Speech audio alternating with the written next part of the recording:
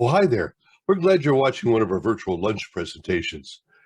We have a lot of good information that we've been accumulating over the past several years, and we invite you to look down just below here and hit the subscribe button, and the little bell will give you a reminder of when our next presentation is published here on the YouTube channel. Thanks for your support. Appreciate it, which I'm pleased to have Dana Puopolo with us. Dana is an expert in audio and video and all sorts of weird things. And sometimes people like what he has to say. Sometimes they don't, but that's fine. They have the right to disagree. he's the author of our Daily Deals feature on the website, so that you can see some really good buys that caught his eye each day and benefit from them. So Dana, let's talk about monitoring and how to set up something, and whether it be the control room or a home studio. It's interesting because about 5 years ago, something hit the market called the T-amp. It was fueled by a tri-path audio chipset, digital audio, very high efficiency in terms of current efficiency approaching 90%, which means it costs very little heat generated. And what was interesting about the tri-path amplifiers were these little plastic $29 amplifiers, and they became a cult thing. I mean, they put out 10 watts a channel. You had to use them with highly efficient speakers, but people were hooking these up to their speakers and finding out they sounded better than $6,000, Mark Levinson high-end audio amps. And they were saying, how can this be? How can this little plastic thing with a big volume knob on the front, blow away like, the establishment's, high-end, amplifier that you can put a welding rod on and 1K tone and use it as a plasma speaker. So, but it was true. The tri-paths were massive. Well, of course, what happens is you have a little company that, comes up with builds the better mousetrap, and the next thing the Chinese and particularly Texas Instruments are building their own. So tri-path was soon out of business. The good news is that Texas Instruments kept on going, and they have now developed some digital audio chipsets that are really good. And other companies such as Infineon and Aes Audio have developed these. And these digital amplifier chips simply blow away Class A/B amplifiers. And they do it at about 10% of the price. I'll give you an example. Here's a little amplifier I have. This is an SABAG amplifier. This little sucker is 50 watts a channel. Look at this thing. I mean, it fits in my hand. Little knobbies on the front, little jacks on the back, runs on a 32-volt power supply, came with the power supply, has built-in Bluetooth and analog in, and sells for $64. How you can't make this stuff for that, but yet the Chinese do. And the thing about these amplifiers is they produce extremely high fidelity audio. And when you combine them with some speakers, decent speakers, which are also out there, and I've seen speakers as cheap as $66 a pair that would be considered high end. You can have a really high end monitor system, and I'm talking audiophile grade, for well under $300. This is unheard of in today's time, completely unheard of. And I recently wrote an article for that, which is on the BDR that you can read about, but I've specifically got a couple of things I'll show you. This amplifier here is the AIYIMA A07. AIYIMA is one of these companies. It's a little bit bigger, but this thing with a 32-volt power supply will put out over 100 watts into 6 ohms. And they were selling on Prime Day for $63. $63 for a 100-watt per channel amplifier that blows away something and sells for almost $1,000 in the audiophile. How can this happen? Well, it turns out it does.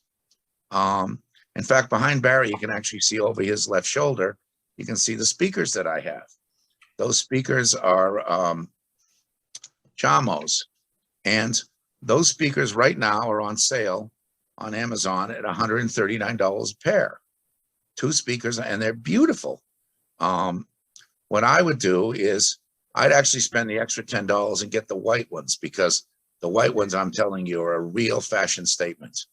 My wife actually wished I had bought the white ones, although the wife acceptance factor on these speakers is quite good, because she says Elton John sounds very clear when I play Candle in the Wind, and he didn't on our old speakers.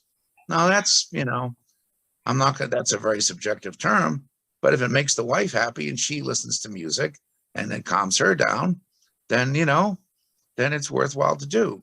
So you can combine these things and get some really high value. I mean, these Jamos and the ELACs, which were only $66 a pair, and there's Sony ones, SS5 SIs, which have gone down as low as $70 a pair on Amazon.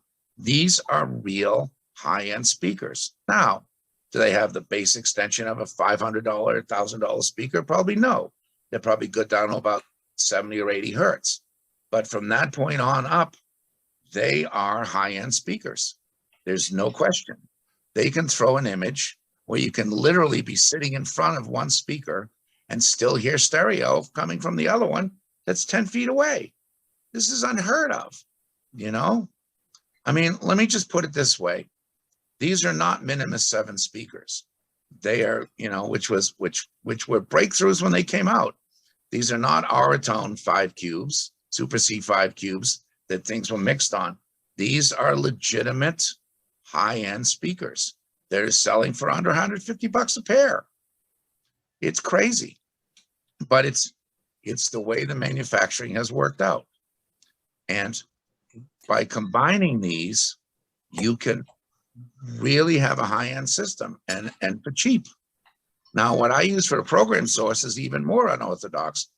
I went out and bought a first generation Echo Show 8, okay, which you can now find online for about $50.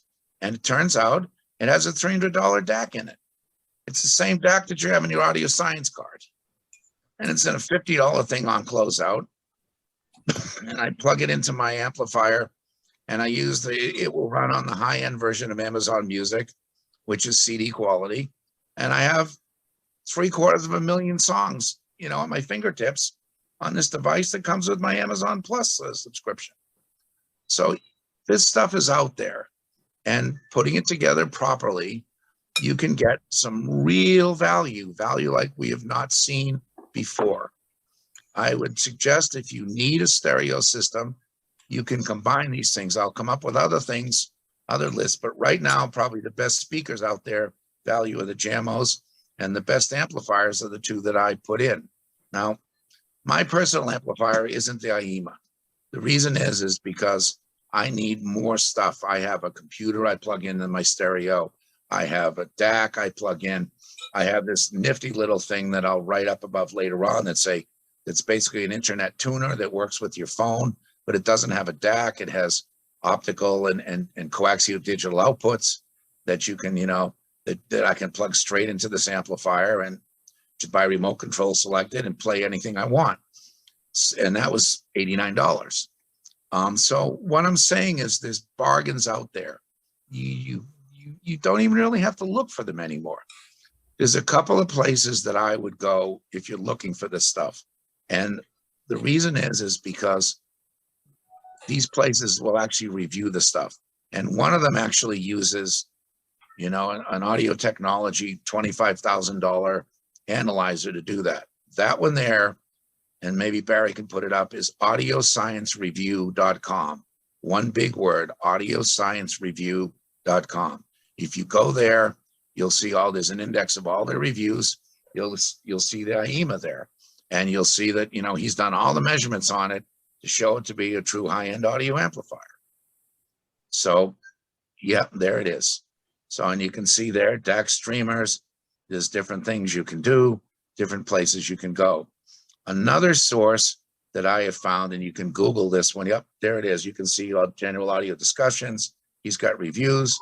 If you actually went into the index, you could actually find the IEMA A07, and you could actually see all the graphs that they presented on it, showing frequency response, SINAD. SINAD, by the way, is the new way people measure distortion, signal and distortion. It's measured, you know, if you're down 100 dB SINAD, that it means that noise and all the distortion products are down 100 dB. So that's, you know, that's the way things are measured. And in the case of this amplifier, SINAD is down almost 85 dB. That's unheard of, you know, in a $64 100 watt per channel amplifier, you know, and it just, digital amps have a bad reputation, and deservedly so, because some of the early ones were real junk. This stuff is not junk. These Texas Instrument chips have changed everything. Now, if you're willing to do a little bit of building, in other words, and I don't even mean building, I mean just taking two modules and put it in a cabinet with inputs and outputs and a fuse and a switch. There's a company called Aes Audio. Aes Audio stuff is actually available all over the place. It's even available at Parts Express. So you can get it there. And these are modules. There's an interesting story behind Aes Audio. Aes Audio is owned by Bang & Olufsen. Bang & Olufsen needed a universal amplifier that they could plug into the new AV line. And so they found this Norwegian company called Aes Audio that was producing high-end audio chips and modules. And they bought it, and they integrated it into their entire network of products. But they also released the schematic into the wild. They released the chips because the more chips they sell, they own a chip company now. They want to sell a lot of chips. So, and they didn't just buy Aes Audio for themselves. So now, with Aes Audio as an example, you can buy a monoblock that's about as big as my cell phone here, and maybe an inch tall. And that thing will put out almost 200 watts into 4 ohms. And it's got a built-in power supply, built-in switching supply. You feed 105 to 260 volts into it. You put audio in, you take audio out. Now, a pair of those will put you out about $160. So if you buy 2 of these things, you put them in a cabinet, which, you know, is maybe a 3-hour project. For a little over $250, including the cabinet and everything else, you've got an amplifier that performs like performance you couldn't get for $5,000 a few years ago. And this thing's cost you $250. The values are out there. There's all sorts of this stuff out there. And I would highly recommend you go to Audio Science Review and read it. Another guy who does videos on them is the Cheap Audio Man. You can do a search for him, and he does videos on all these different speakers and stuff. It's where I kind of got turned on to this, but he's too objective for me. The Audio Science Review, you know, actually has the measurements. It actually has the beef. It shows the curves. It shows, and the audio, and, you know, the test rig he uses is super expensive. Another thing that's out there is there are some really high quality DACs out there now, digital audio converters. I know broadcasters use audio science cards, and they consider that the state of the art. Let me assure you, they are not. The Cirrus chip that's used in an audio science card is 15 years old. It is a 15-year-old technology. And I can buy a DAC using that chip for $49 online. Okay? The thing about it is there are much better chips that have replaced it. And they're usually used by small boutique manufacturers. For example, my main DAC for our low power radio station is a company, I believe it's JD Labs. They make a DAC for $149 that uses the ESS chip. And when I start looking at distortion products that are down 115 dB, I know I'm onto something. When you consider, you look at the Cirrus chip and they're down 75. So, I mean, does it make a difference? I don't know. When you're down 75 dB, can people hear it? Well, my answer would be if you apply 30 dB of processing to that signal, you're not down 75 dB anymore. Now you're down 45 dB, and the difference can be obvious. So these DACs are out there. They're available. I've even interfaced them with automation systems before. And if you think about it, you can buy 4 of these things at $150 a piece for less than an audio science card, and you've got the same 4 outputs that are on the audio science card. So the values are out there. They're being made by these small companies. And JDS Labs is an American company, by the way. It's not a Chinese company.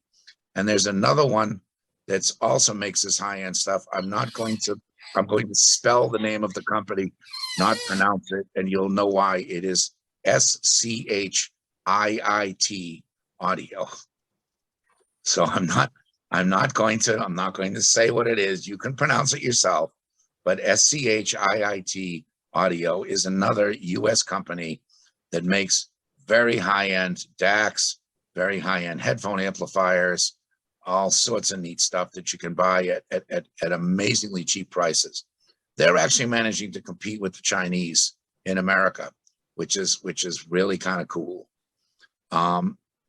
And so I highly recommend you go out there and you do your research. You can stay with you can check my daily deals, and if I find speakers and amps that are worthwhile, I'll put them there.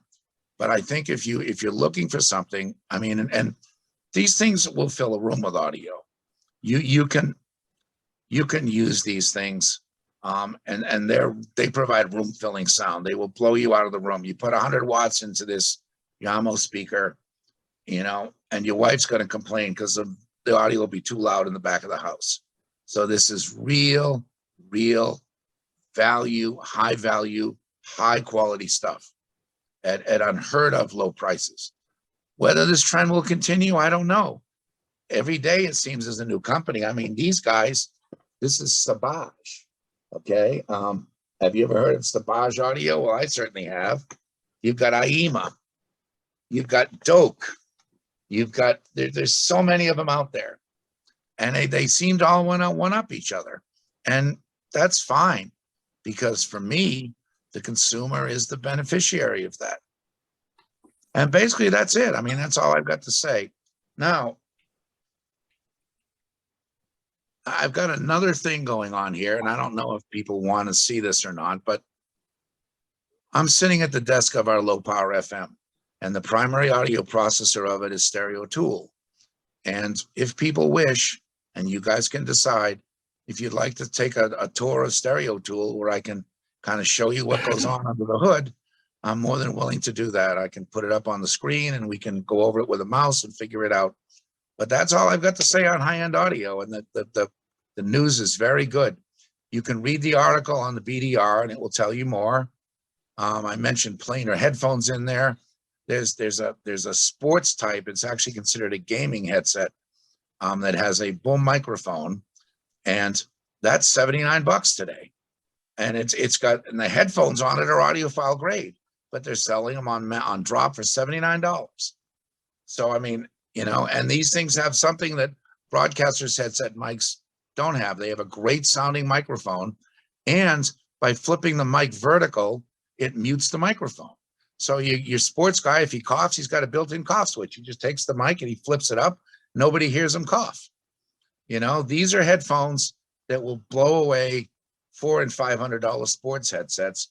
I've used them with high school sports where they've been thrown in duffel bags and smashed around, and they hold up. They have removable cords where you can have a replacement cord. So if the cord breaks, you plug in a new cord and you're back up and running. So these are readily available. And like I said, right now it's $79. It's probably the best deal that you will find in a headset. Honorable mention goes to the Bayer DT990 Pro, which is available for $100, on sale at places like Newegg and they're available all over. But we'll also put those up on the BDR as they're available. Those headphones are 250 ohms. They won't play loud off your board amplifier, headphone amp. You do need a special to get the most out of these headphones. You need a dedicated amplifier. And again, There are a bunch of them available. I've showcased one on the BDR, which is the Liquid Spark. That is a very good amplifier. JDS Labs has a good headphone amplifier that works well, and so does SCHIIT, and they're competitively priced. So the stuff is out there. This particular amp I use that Barry's got up now will put out over a watt into 32 ohms. So it will play quite loud. And I actually have speculated on there when this had been a great line driver into a pair of 111Cs, because of its SINAT is under 100 dB. It's lower than 100 dB. This thing is literally a piece of wire with gain. So that's what's out there.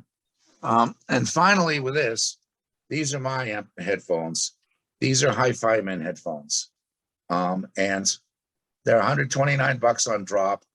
The first time I put them on, one song became a 50-song listening section because I was literally hearing things in music that I had never heard before.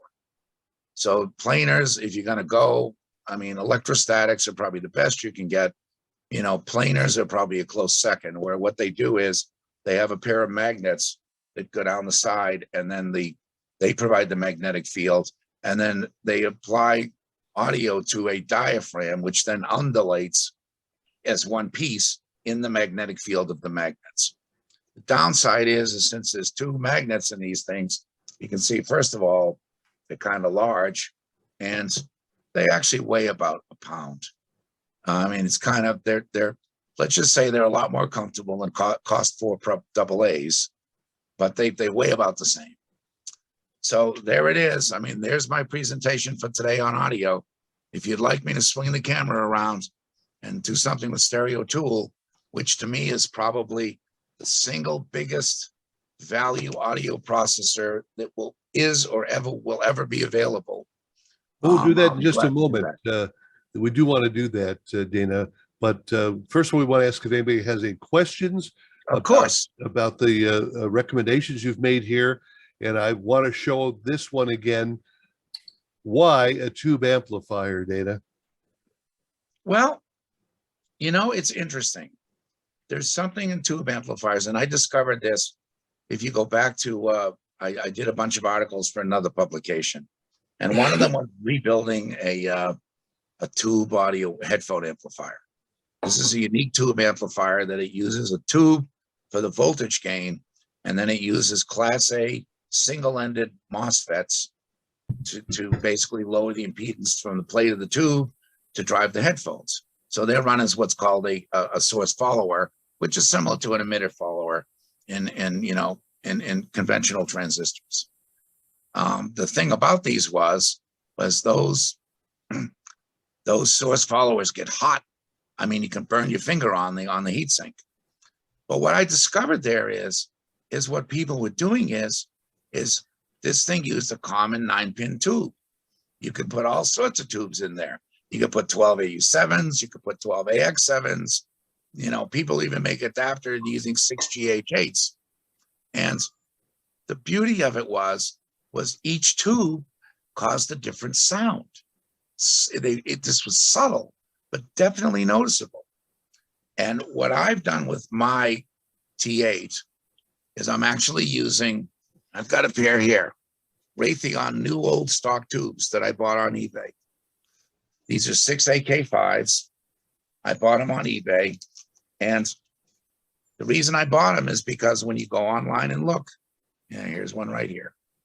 It's a little Raytheon job. But what I discovered is by changing the tube, you can actually change the characteristics of the amplifier so that it will actually sound slightly different. In the case of the Raytheon tubes, and I tried 3 different kinds. I tried the Chinese YU11 tubes that came with it. I tried Mullard 6 AK5s, and I tried Raytheon 6 AK5s. And what I found was the Chinese tubes were a little harsh. The Mullard tubes were a little laid back. In other words, what they did was they softened everything. That's the way I can describe it. the cymbals didn't quite have the bite that they should have. And it was noticeable. And then so I did some more research, and a bunch of people online was saying, try the Raytheons. So I bought a Raytheon, and what I found when I plugged the Raytheon is exactly what I wanted. What they do is they let the bass transients come through. So the bass is not affected. But the high end, there's an oh so subtle roll off that happens probably above 16 or 17K. And it's very subtle. What it does is it ever so slightly tames a little edge that's in the high end of the Yamo speakers. Now, does this edge bother me? No. It never bothered me until I noticed it wasn't there. Now I'm sure it would bother me. Yes, the information on the headphones is already on the BDR. You can go to the article and it's there. The Sennheisers are there, and the Hi-Fi Men are both there with links. So we're good to go there. But this is called roll your own. All right, they call this roll your own. And what people do is they change out the tubes in these amplifiers to get a different sound. And there is validity to it, it turns out. So what I found would work best for me was the Raytheons. Maybe the Mullers would be better for you. Maybe the Chinese tubes are what you want. It's a personal thing. There's no right or wrong here. That's true of most audio things, isn't it? Yes, it is. It most certainly is. You know, people used to come to me when they found out I was an engineer and kind of an audiophile. And then I was very fortunate, and I grew up in Boston, and I rubbed elbows with people who worked for KLH and Advent, and and a lot of my college colleagues had internships at these places. And so the word got out that I kind of knew a little bit about audio. And people would say to me, well, what kind of stereo system should I buy? And the answer is the one that sounds good to you. It's a personal thing. But what I'm telling you about the systems here is that they will sound good to you because they're designed to sound good to a mass market. Make no mistake about it, Yamo markets the mass market. They're a division of Klipsch. I mean, and they own at least 5 other speaker brands. They sell millions of speakers every year. They're not marketing on Amazon for $139 to an audiophile market, because anything less than $1,000 is scoffed on by an audiophile usually. So, these are mass market things that have used science and used technology, and as a result have produced really good, high value sound.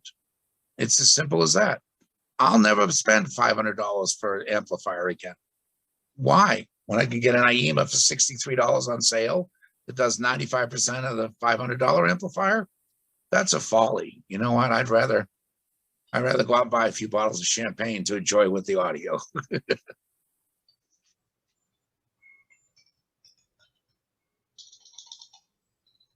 You're muted, Barry. I can't hear you. Oh, now I'm not. Anyone else have any questions for Dana on speakers, amplifiers, headsets?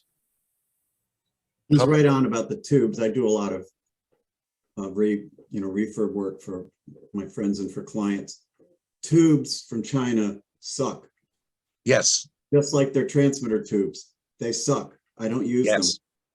Yes. But Dana is absolutely correct. If you can find a good matched pair of tubes, I buy from Tube Depot, and I also find NOS from ham radio guys who have tubes sitting in shelves for 30 years, and I found some really nice matched pairs. The Raytheon. It looks like you got a nice pair of speakers behind you there. Yeah. Well, I've also got $6,000 speakers in my other living area, so I won't even talk about those. But audio tubes, if you can find a good source of audio tubes, and if it's in a push pull or whatever, and you can find match pairs, all the better.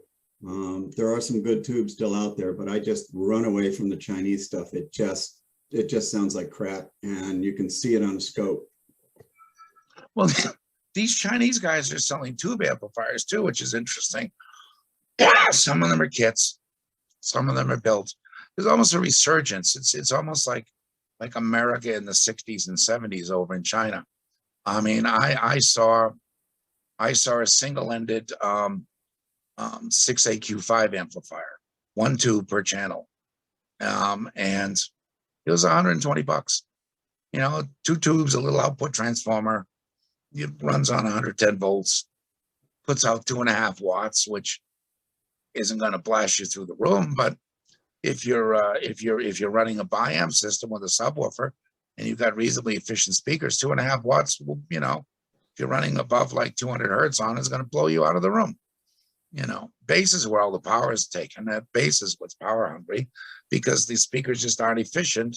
You just, there's 2 ways to get big bass: have a big speaker, or have a little speaker and a lot of power. You know, I mean, that's how you get bass. It's quite simple. I mean, you know, there's no free ride here. But you're correct. The Chinese tubes are pretty awful. I mean, I wouldn't put one in my transmitter because I'm afraid of what it would do to the transmitter. It'd probably like blow out the socket or something, you know. And Barry and I have had that happen before. We had that happen in Tucson where, you know, we put a rebuilt tube in and it destroyed the socket. Mm-hmm. You know, so it happens. Unfortunately, I didn't listen to a good friend of mine who is a chief of the Lotus group there, who said, never use a rebuilt tube in a Continental transmitter. I didn't listen, and I paid the price. You live and Definitely learn. don't use it. Put a used tube in an old red QEI transmitter, because I did the same thing. I put a reboot tube in and I got it up to 9.5K for 10K. It sat there for an hour and a half. And before I left the site, I heard bang. And it had destroyed the tube and the socket and all kinds of plate blocker stuff. So we just had to buy a new transmitter. Yeah, it's unfortunate, but you're right. But getting back, go ahead. The only making these receiving tubes is like China and Russia, right? I mean, those are their those are. Well, actually, they're saying that Muller is talking about ramping up production again. There's enough business that Muller is looking at producing tubes from England again. I don't think we're going to find it, you know, like we had it here during the glory days where you had RCA, GE, Raytheon, Sylvania, Tungsten, or whatever those awful tubes, Tungstam, I think they were. I don't think you're going to find that. Yeah, Tungsol, that's right. I don't think you're going to find that. But I think it would be good if Muller started making tubes again, because, you know, the quality of their tubes are well known. And I understand that they've actually, the biggest problem is the machinery is still there. But as, you know, most people may or may not know, tubes were literally built by hands. There's actually, in the tube factory, they're in a clean room. And I've actually seen pictures of people with tweezers, you know, putting the grids connections over the cathodes and stuff. And the problem is those people, a lot of them are no longer with us. You know, the people that know how to do this. That was The last GE plant in Owensboro, Kentucky closed in what, like 1980, 1990, something like that. Yes. 3 decades since tubes. I think Sylvania made the last tubes in this country. And it's even questionable whether they are imported or not. North American Phillips. Danny? Yeah, Sylvania, that's North American Phillips, correct. Yeah, I was going to say there's a good video on YouTube from the RCA tube factory. It shows him doing exactly what you were saying, putting all the little parts together. 3 or 4 little ladies, you know, with tweezers that do that. It's pretty long video. It's originally, I guess it was a promotional video from RCA, but it's on YouTube. Dana, Ken Fine wants to know if the audio amps were Class D. Yes. The audio amps most definitely are Class D. That's the only way you're going to get 90% efficiency. And that's why they can make them so cheaply, because most of these require small heat sinks, if none at all. Now, there's something else I'll mention with the IEMA amplifier. People do roll-your-owns on these amplifiers as well. And the reason is because the front-end ICs on these amplifiers, at least in the IEMA, is the venerable 5532 op amp. We all know those. We've been using them since the 60s. They've been in, they first showed up in the Optimod 8100. So everybody knows those chips. they're very good, but there are better dual op amps available, and there are discrete dual op amps available. And there's a whole cottage industry of people swapping off the op amps in these amplifiers. I've heard of people that actually, like, they've taken it to an extreme. This will run on up to 48 volts. I've heard of people bringing in 4 12-volt car batteries to run them in their living room. Now, would I ever do that? Are you kidding me? And I've heard of people buying, custom. There's a set of op amps out called Muses, M-U-S-E-S, that are high-end, essentially handmade op amps. They sell for 20, 30 bucks a piece. Well, if you replace the 4 in the IEMA, the 4 amp op amps you replace could easily cost more than the whole amplifier cost you new. I think that's a bit extreme. But, again, people, it's very personal. But yes, Texas Instruments has come out with a line of these super high-end digital amps that, like I said, have the synads down, approaching anything over 80 dB, I consider inaudible. Anything under minus 80 dBm is pretty inaudible. And have you tried the one? Never mind. I've tried both. No, the ones from Parts Express, the amps. The Aes Audio, I've heard them. I have not built them. I have a pair here that I plan to put a cabinet in, but they're very good. The specs on them look very good. What they did was, the way they get the extra power is the Texas Instruments chips. The way these things work is these chips are all pulse width modulated. They actually remind me of an MW5. I mean, they work on the same theory. The difference is in this case, the MW5 filters out the audio and keeps the carrier. In the case of these, the carrier gets filtered out and the audio is what remains through the reconstruction filter. So, in fact, when Glenn Clark was still alive, we were actually talking, since some of these things clock at 1.62 megahertz, at least in the case of the Aes Audio, I think the clock is over 2 megs. If you think about it, there's nothing to stop you from filtering out the audio and amplifying the carrier, making yourself a little PDM transmitter out of one of these. Unfortunately, Glenn's no longer with us, so that kind of stopped. But in theory, that is capable. These things switch at very high frequencies. In fact, the TI one actually has a spread spectrum mode that's called AM mitigation. You can turn this on by grounding a pin on the chip. And what it does is it moves around the clock frequency so it doesn't sit on one spot in the AM band and blot that out. And you can actually go to I think on the list on the BDR article I wrote, that is the name of the Texas Instruments chip. You can actually get the part number. You can Google it and you can see for yourself. There's actually an AM mitigation mode, which are enabled in all these, by the way, because it doesn't affect the sound and it does improve, lessen the interference to AM. And, of course, AM needs all the interference reduction we can get now with every part 15 switcher, throwing something out that you can get 50 feet away. That's true. Dana, go ahead and turn your camera around and let's take a look at what you're doing. You've got screen grab here, so go right ahead. Okay, so this is Stereo Tool. This is a breakthrough audio processor. The basic tool is free. You can download this for free and you can use it. There are different modules that cost extra money, but the basic program is free.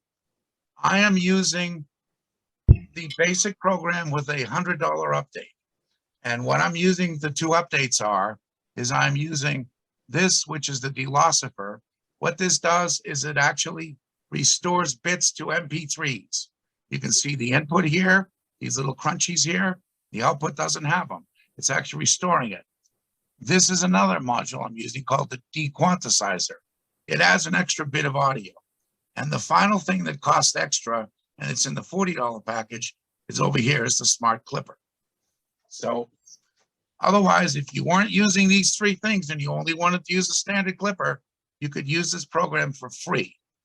Now, what we are doing here is, over here is the input, and you can see RMS and peaker is shown. There's a slight difference in the color there. And again, here's the input oscillogram, here's the output. You can see how much stuff we're actually picking up from Stereo Tool. And you can also see, if you look at the very tops of the waveforms, that they're cleanly clipped. I'm running this thing in an interesting mode where I've created my own preset. You may want can run- to turn down a little bit. The bottom waveform is not visible. Now, More. You're almost there. That looks good. okay, as long as you see the whole screen. Yep. Okay. You can see the difference between input and output here. There's a lot of gain makeup here. I am running this thing with a 2-band AGC and a 5-band multi-band compressor. Okay, the way I've got it, I'm running it in what's called extreme tweaker mode. You can use the thing with presets. You can download it, you can run a preset, and right out of the box, you'll have a working processor. Most of these things, noise gate and everything, are extra. I'm also using an azimuth controller over here where it says stereo. What that is I'm doing that because Hans van Zupten, the author of Stereo Tool, suggests you use that if you're using MP3 or AAC streaming. It seems to make the codec a little happier, the coder. So that's what I'm doing. So let's go through this. Right now, like I said, we're running the dequanticizer to get a little extra bits of use. We're using the Philosopher, which you wouldn't need if you were feeding linear audio in. I'm not. I'm receiving a 192 kilobit stream that goes out over the radio station. We've got the 2-band AGC, 5-band, and then we've got what's called, this is a bass enhancer. So let's go through this. The most popular thing, by the way, that Stereo Tool sells is the clipper, which is over here, and it can actually unclip audio. I don't use it. I don't use it because I think it's the wrong place to do declipping. If you're going to do declipping, do it in the production studio before you master the song. Because the problem I found with putting the declipper in the audio chain is it can affect some of the music. There's an artist may want a square wave there in this particular part of the song, and the declipper will nicely remove it for you. So I think it's the wrong place to use it. So here we are, we're going on to the processing. Can you get a stereo composite generator add-on to that? Oh yeah, this thing works with 192 kilobit sound card. You can generate composite and RDS, and you can also generate your PPM codes, all built into the program. Again, those are options. I'll show you where they are in the program. Those are options that I have, but I don't use. I'm strictly using this as an AGC to feed radio station streams and to feed the additional audio processing that's at the transmitter. So here's our AGC. It's 2 bands, okay? The bands are crossed over at around 120 hertz. There they are, 120 hertz. Everything I do is 24 dB per octave in this. I want the bands to affect the sound. I have a particular signature sound that I want, and by running 24 dB per octave, I can get it. So you can see with the AGC, here's the crossover, 120 hertz. Now, notice here that I'm not running 24 dB per octave on these. I'm running 23 on one and 25 on the other. The reason for that is by playing with this, you can actually manipulate the smoothness of the curve. Now you can see in the case of the yellow one, I've got a pretty smooth curve, except for a little bump right about there. And with this one, it's completely smooth. I didn't really care about the bass being a little bumpy because it's bass, but above 120 hertz, I want it smooth. So what this does is, and I'm going to go into the, there's our side chain. What this does is I'm running very fast attack and very fast release on the baseband. And you can see it here, how it's actually moving up and down like a VU meter. The reason is because if you look at the way most recording engineers mic and process drums, you can pull the bass out of a mix by running a fast attack and release time. It actually does work. And what I'm doing is I'm doing bass enhancement here. I'm actually pulling bass out of music because I like a lot of bass. And you can see as a result that the band here is much faster. And over here, if you look, you'll see it's faster than the other 4 bands as well. We'll go into that. And what that does is it gives me bass extraction. Now, the bass may pump a little bit, but it's just bass, so who cares? Bass pumps anyway. You know, it's low frequency, so it doesn't matter. So we're running 2 bands there. There's no equalizer. So that's my AGC, which is 2 bands. It does one thing. It sets a bass line for the multiband and it extracts bass. Okay, so now we're going to go down to multiband 2. And there's the quick overview. The bands are 158 hertz, 856, 2127, 5743, and 9465. Now I'm running a bit conservative here in that I'm running the same attack on all these bands, except for this one. Again, the bass band is a little faster. The others are running about 3 milliseconds, bass band about 2.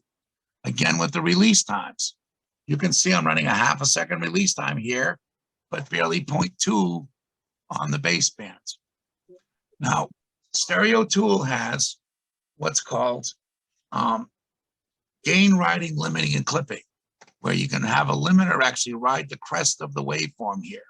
And you can see, if you look close, there's little gaps between the things. That's where it would take place. For the most part, I've got the limiting turned off in the 4 bands. In this band, I've got it set way high, so it hardly ever works. And here, I've got the clipping off in the low band, and I've got the clipping set up at a very high threshold. So if a transient comes in, you will see the clipping here, and you can see it as a little orange spike on the end of the waveform. So far, we haven't seen any, but you will occasionally. So I'm strictly using the clipping for that. The clipping is soft clipping, okay? What I wound up doing is I've discovered an absolute level that we have to stream to, and I call it the Alexa level. Unfortunately, Amazon has determined where our audio levels should be, because you have to stay within the Alexa level. If you're louder than the Alexa level, people are going to have to turn down their echo, or they won't hear Alexa the next time, and that'll make them angry. If you're too soft, when Alexa comes on, it'll blast. So what I've done is over time, I've actually reduced my audio level, so I'm very close, within a dB or so of Alexa. And the way I did that was by continually backing off the clipping more and more and more until I finally didn't have any. I figured, why turn the audio down and maintain a lot of clipping when you can reduce the clipping and reduce distortion? So again, fast attack, slow release, and none of these modules are being used. Okay, it's very simple 2-band multiband. You can see the bands, each one over here. And also it mirrors over here. Now, when I set up a multiband, I try and go for what's called the upside down staircase, where you've got the most compression in the bass bands.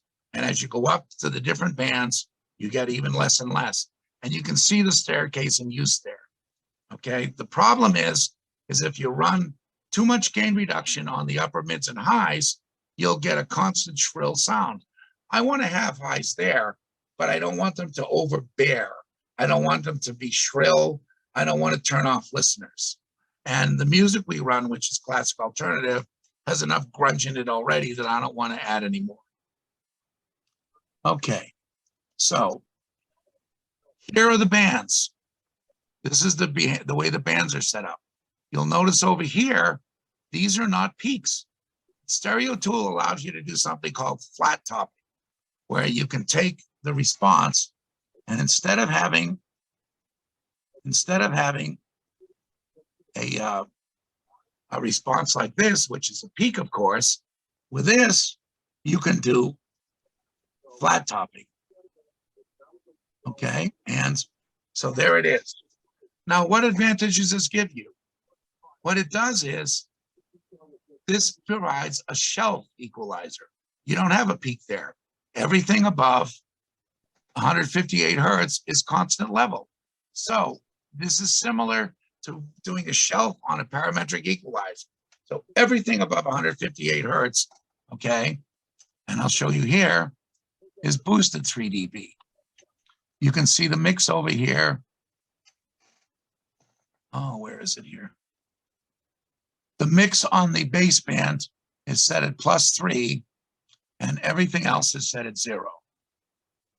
I'll find it in here. And again, everything is done at 24 dB per octave. Now, by doing this, you can see it's a little ragged here in the crossovers. I found it doesn't really affect things when you've got this many bands. So again, I'm running also what's called look-ahead mode, where the compressor actually, the audio is delayed slightly before it gets to the compressor. And so basically the compressor knows what's going to be there 1.6 milliseconds before it gets there. You can expand this more, but I found that it's worked out about the best. Okay, so again, and the ratios I'm running are 4.2 to 1. The compression ratios are fairly low. You can run those as high as you want, and I think I'm running 3 to 1 in the AGC. So again, we're here and everything's 24 dB per octave. I'm using the auto band coupling. I'm not using many modules here. I'm only using 1, 2, 3, 4, 5, 6 modules. There's over a dozen of them available and even more. So that's our multi thing. The mixes, again, are all set flat, except for, I can't find it here, of course, except for the baseband, which is running at +3 dB. There it is right there. See, band mix, we're at +3, and all of these are 0. So I'm running the bass output up 3 dB. I'm using it as an equalizer, a shelving equalizer. Okay. So here we are in limit and clips. Okay, those are turned off. All right, so now let's get on to limiting it, or let's get on to actually bass. Bass is handled differently from the other 4 bands in this. I'm using one of their modules called Immersive Bass. And what Immersive Bass does is it looks at the bass that's there. It's a form of a dynamic equalizer. And it actually will dynamically, it's like remember, I don't know if you remember the Dolby Spectral processor, but it's similar to that. And what this does is it provides a little tiny bit of bass boost, but it varies depending on content. And you can see over here, I'm hardly using it. And down here, I mean, a lot of people have it up here. I'm running it very low. So I'm running the immersive bass, and you can see it's turned on, and the strength is, 4 dB of activity. So it's not much. Now, I'm also running a bass clipper, just a little bit. And the reason I'm doing that is because if you recall, back here, I'm not running any limiting and clipping in the bass bands. I'm running it in these bands, but not in the bass band. The limiter is turned off, is set at a very high threshold, and the clipper, if you recall, was turned off. So I'm using the bass clipping here to clip the bass, and you can see that's about 1 dB right there. So maybe you'll hit 1 to 2 dB at an extreme, but I'm hardly, again, using it at all. Now we go over to where you get your power. Again, the simple clipper, which I'm not using, you can see it's very limited in what it can do. That comes with the free package. The advanced clipper has a lot more cool things. What the advanced clipper can do that makes it advanced is, if we go over here to where the module is, you can see this little blue thing moving up and down here. What that is it's a de-esser. And it's set up so that since you're running look-ahead clipping, it's set up so it knows when there's going to be a high frequency transient that's going to cause distortion. So what it does is it de-esses it. It quickly rolls off everything above 10K. It's very fast. And so I've got that minimally used, but I find it does take an edge off the clipping. You can see we're hardly clipping at all. In fact, I haven't seen the clipper do anything, and about there it goes. It just did 1 hit there. So, and what that does is it gives you the peak control down here. You can see here that the peaks are tightly controlled. there's always a gap between the highest audio level and 0 dBm. There, it's moving now. Another thing this smart clipper does, and it also looks at, it has distortion canceling capabilities and other things. Another thing, and I don't know why he put it in where the smart clipper goes, is you have this bass thing. What this does is I'm monoing out all my bass above 80 hertz. It does it is with a 2-pole filter. So basically below 80 hertz, the 2 channels are summed to mono. The idea behind that is bass is non-directional, and you know, why use up the excess DL minus R that you don't need? So I'm monoing the bass at 80 hertz. Now, you were asking about using this in a radio station. As you can see here, 2 of the settings they have are FM transmitter and AM transmitter. The AM transmitter gives you the ability to do NRSC. It allows you to do AM preemphasis. It allows you to do asymmetry. And also you can remove the DC offset caused by the DC coupling in this unit, which can screw up some of the control functions. The AM stereo one is very good. I would rate I've heard AM stations run these, and I would say that it's probably up about where I would put an Optimod, I don't know, 9200 digital Optimod. It's about that good. And the AM one comes in the free package. So you get the AM processor for free. The FM one is a bit more. Again, you can set your preemphasis. It comes with a spectrum analyzer where with the right input, you can actually feed RF back into it, and it will adjust its parameters for that. And I'll get into that in a minute. You have stereo encoder built in. You have RDS built in. You can look at the spectrum of the output signal. The new version of Stereo Tool, which is about to be released any day. Right now, I'm on beta 35 of it. 992. It will have PPM encoding built in, where you can put in your PPM watermark stuff, and it will automatically encode it for you. Now, what's interesting here is in Europe, they do things a little different with FM when they do it in the States. First of all, they use 100 kilohertz channel spacing.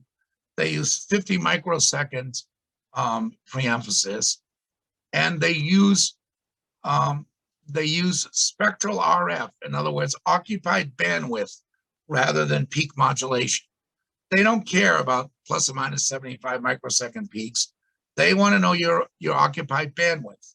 And you can be fined if you exceed your occupied bandwidth. And that's because the channels are so close together. So he's included something in here called Stockelmax. And there it is. Stockelmax uses the ITU recommendations, okay? And what it does is it dynamically affects your modulation to limit your occupied bandwidth. You actually close a loop around this where you feed RF through a special card into the unit, and it looks at the bandwidth, and it can actually adjust the processing parameters to make sure you don't exceed that bandwidth.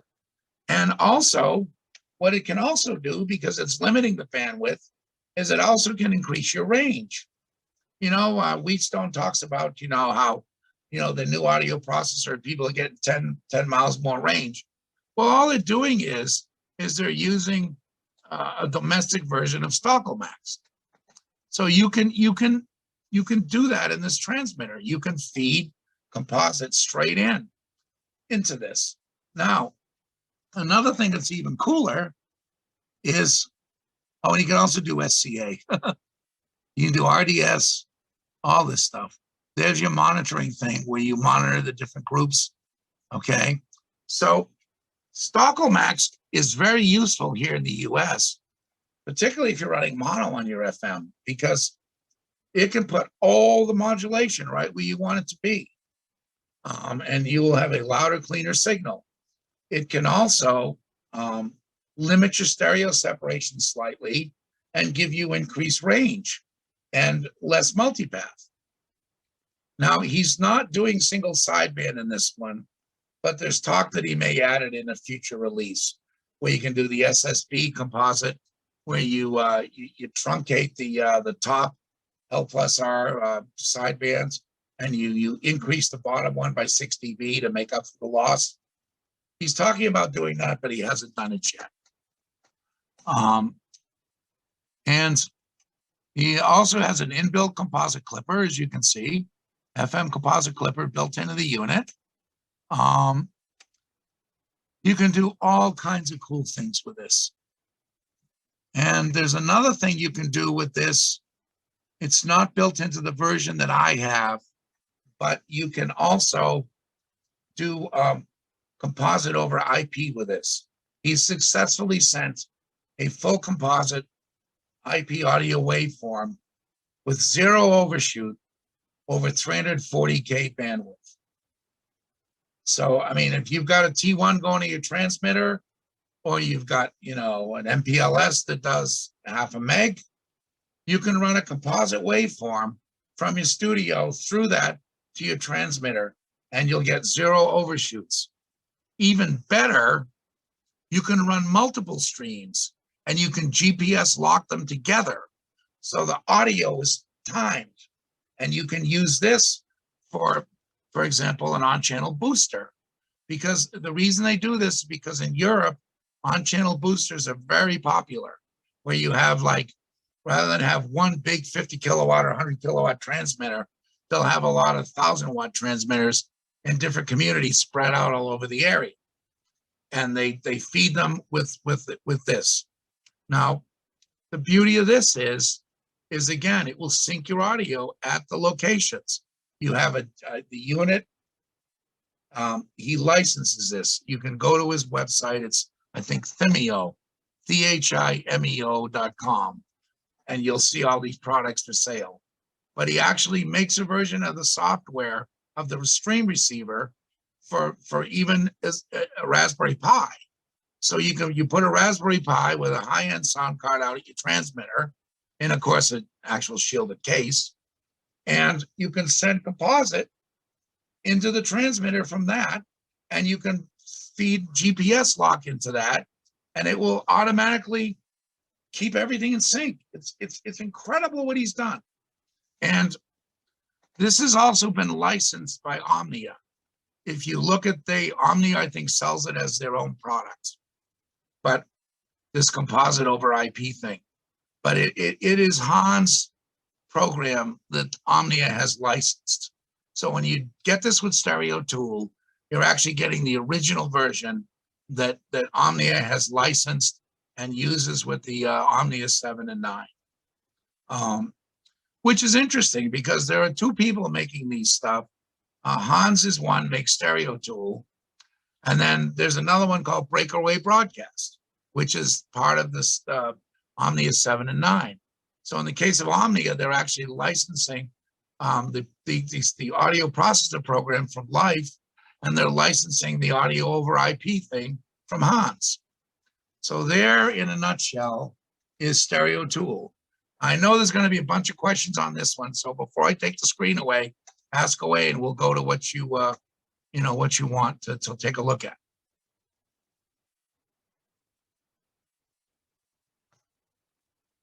Okay. You must have answered everybody's questions. Well, either that or they're completely stunned. Let me swing back over here. Of course, my thing fell down. But there we go. I'll just hold it. That, in a nutshell, is the inner workings of Stereo Tool. You can get this. You can download it for free. Oh, and one more thing. It's available in many formats. What I have is what's called a Winamp plugin. And what it does is I have a stereo encoder that creates streams.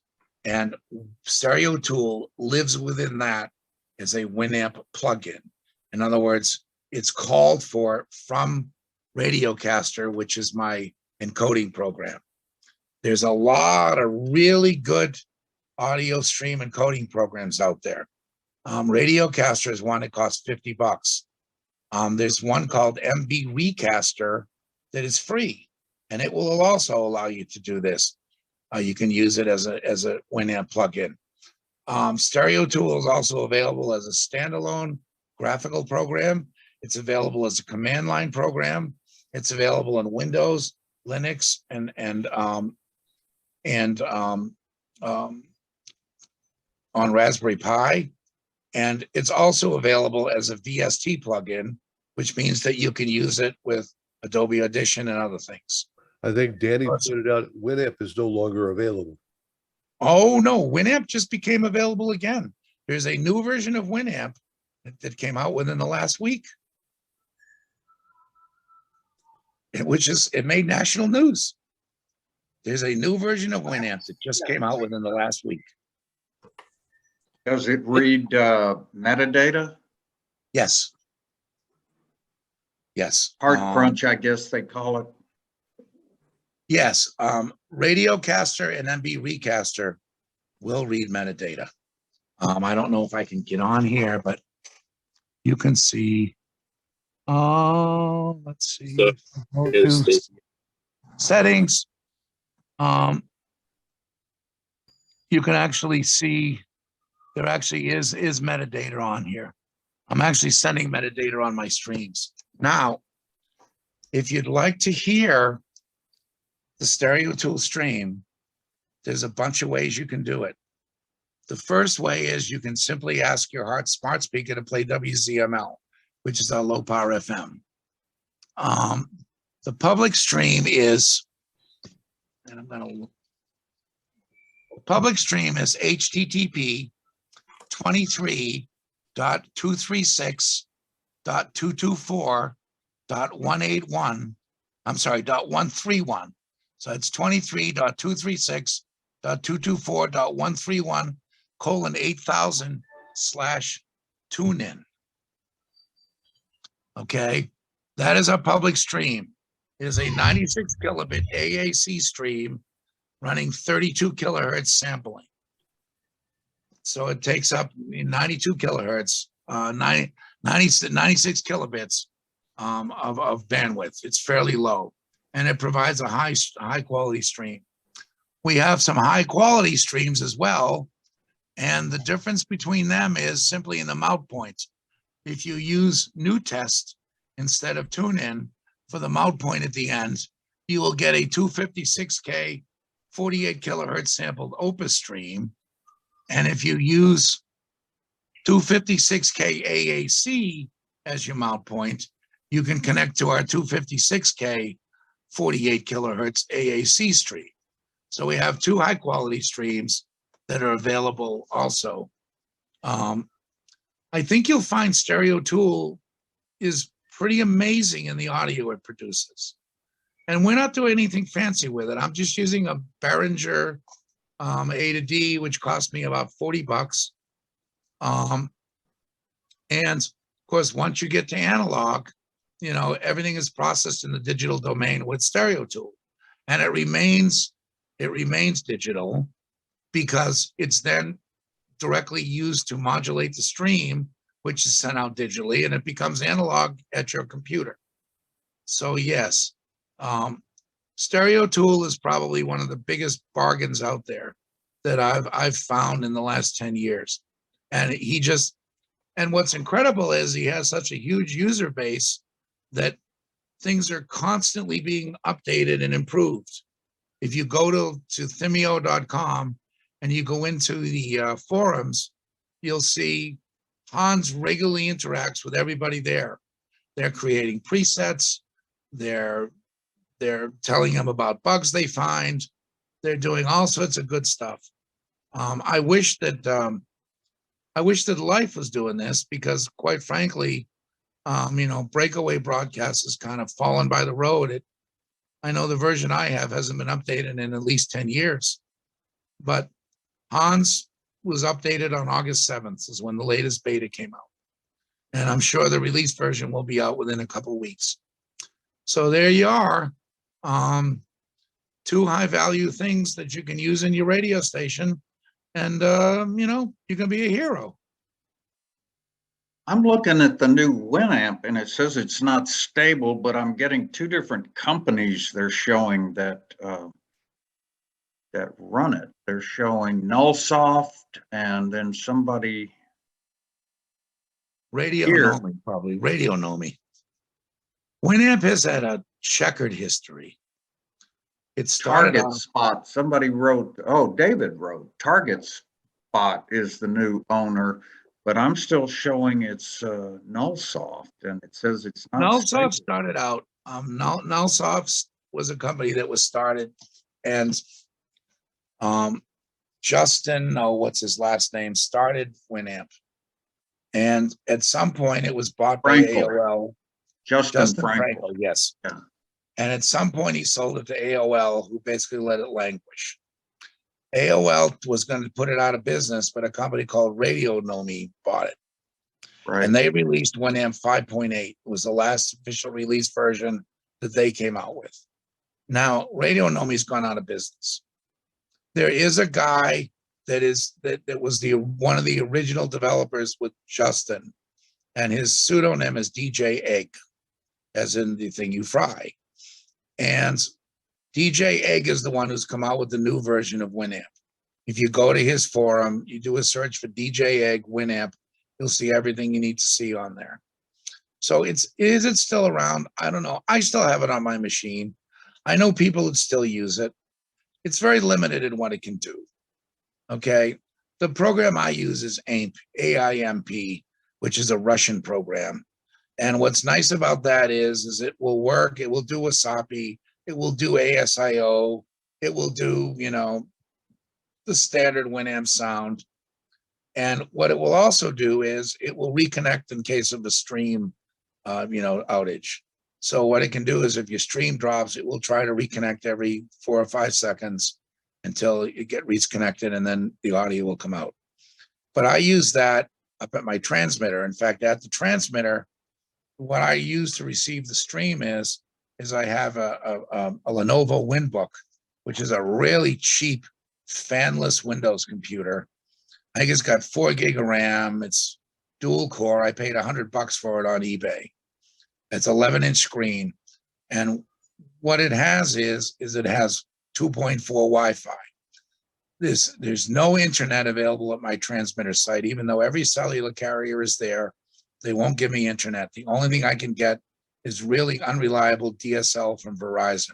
So what I did was I got an AT&T hotspot.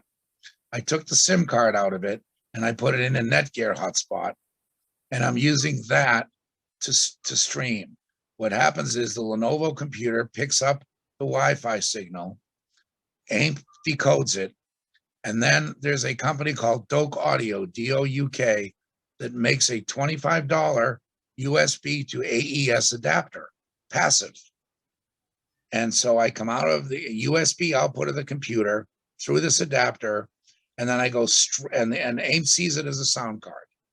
And then from there, I go straight into the AES input of my BW transmitter. So everything at the transmitter is digital. It goes in digital, it comes out digital.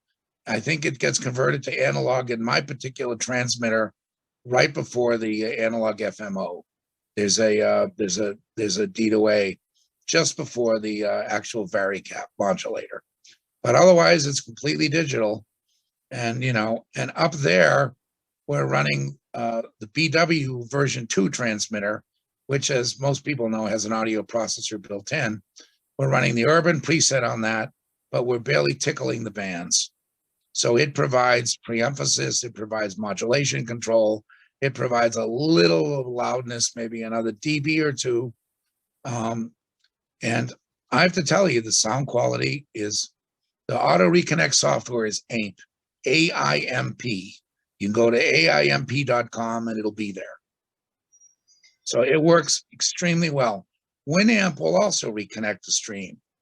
The problem with Winamp is that it's so old that it doesn't have Wasapi, which is the new, audio thing that Windows uses.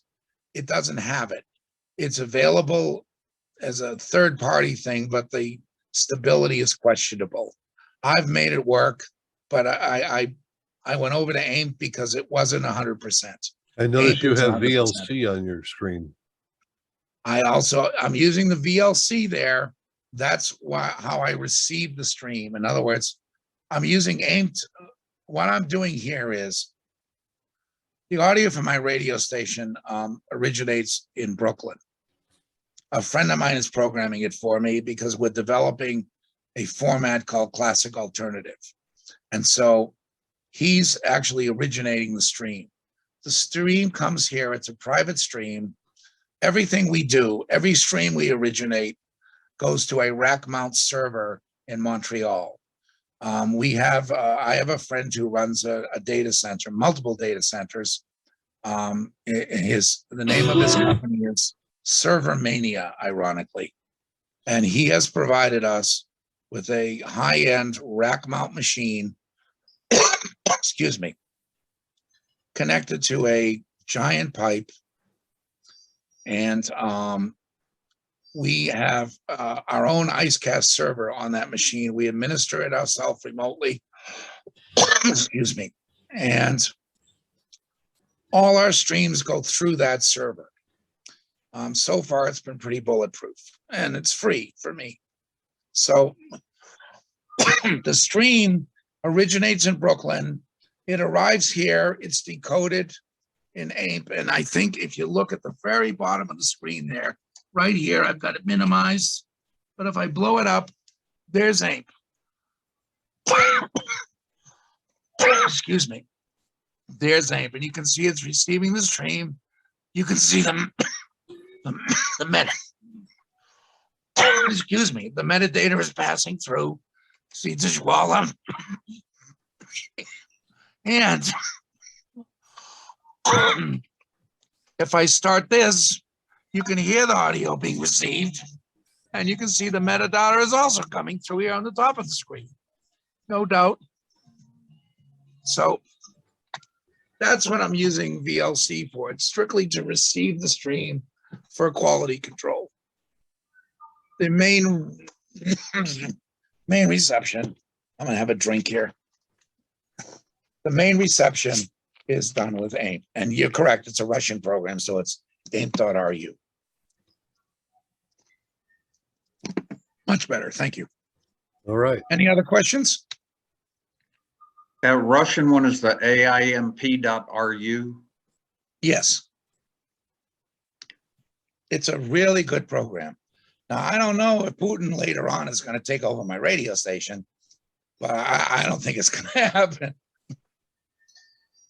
I suppose if he wants it, he can have it. Well, you just got to drink some borscht. Yeah, probably. But anyway, that in a nutshell is high-end audio and a quick primer on stereo tool. I would highly recommend it because you can use you can use, for example, I'm using a Behringer, balanced input A to D, the UMC 202 HD, which is 192 kilobits sampled and everything. But a Focusrite Scarlett would work just as well in this instance, or any of even a high-end sound card. I have an M Audio 2496 that I could also use to encode the audio. Of course, the highest fidelity you have to start out, it's garbage in, garbage out is what you always get with processing. So I hope this has been helpful, and I hope it's been usable, and I hope you guys get some use out of this. And now I'll put in a little pitch for Dana's Daily Deals. I'm kind of doing this as a favor for Barry. Barry and I have been friends for well over 20 years. He's one of the many good guys I have for friends. And we're doing this, to draw our eyes to the site. And also because we think there's some good values out there. We've found some really good deals on things. And I will put the amps and put the speakers and stuff out there as I find them. So if you check in, the thing about it is you got to check in, once a day, because a lot of these deals are only good for the day. And if you miss a day, they won't be there when you get back. The speakers, I bought these ELAC speakers, high-end speakers, $63 a pair. and now they're up about $170 on Amazon. So, I mean, you can catch the deals, but you got to catch them at the right time. I've found Parts Express is a little cheaper than Amazon, but the stuff moves around and it changes an awful lot. I've been looking at those amps for a while. I hadn't tried one yet. Amazon prices change. They literally change by the minute, I've discovered. Yeah. For example, right now, if I say, go to the website and buy an AIMA, and 10 of us go there, starting with about the fifth one, the price is going to do price creep. It's going to be a couple dollars more than the number 4 guy. So it depends on the popularity at any given moment. I think they're using artificial intelligence there to, set the prices. They're But kind yeah, of like Parts the, Express is a great place to get things. And it's the only place you can really get the aux at a decent price. Well, that LePi 2020 Ti is 34 at Parts Express and it's 44 at Amazon right now. But Yeah. they've got some oddball model called the 2020A for 33 at Amazon that Parts Express doesn't even show. So yeah, those things move around a lot. They do Parts move Express around. does sell through Amazon sometimes too. They sell Yes, through they do. Amazon, and I'm pretty sure Amazon uses cookies just like the airlines do. So if you go check a price and don't buy anything and come back a little bit later, it goes, oh, you've already looked there. And the next time you look, the price has gone up a little bit. Airlines do That's that. true. Yeah, you got to does keep that. cleaning your system out and to Yeah, bypass them. Or use a different computer. So Absolutely. I mean, you're correct. You guys know all the tricks. I don't have to tell you anything. But seriously, this stuff is all high value, and we run a low power FM on a shoestring here. We don't have, I can't afford an Omnia 11, but I can afford, $40 a stereo tool with no problem. And that's what we do. I mean, that's what we do. And I think if you were to listen to our FM signal, you'd find it competitive with any other Philadelphia station. It's just as loud. It's sometimes a lot cleaner. And we compete. We compete with people, and we have listeners. I mean, we decided to switch to mono one day for a few days, and we got complaints from people. Why aren't you back in stereo? So people are listening, and they are. We're not going to outrank.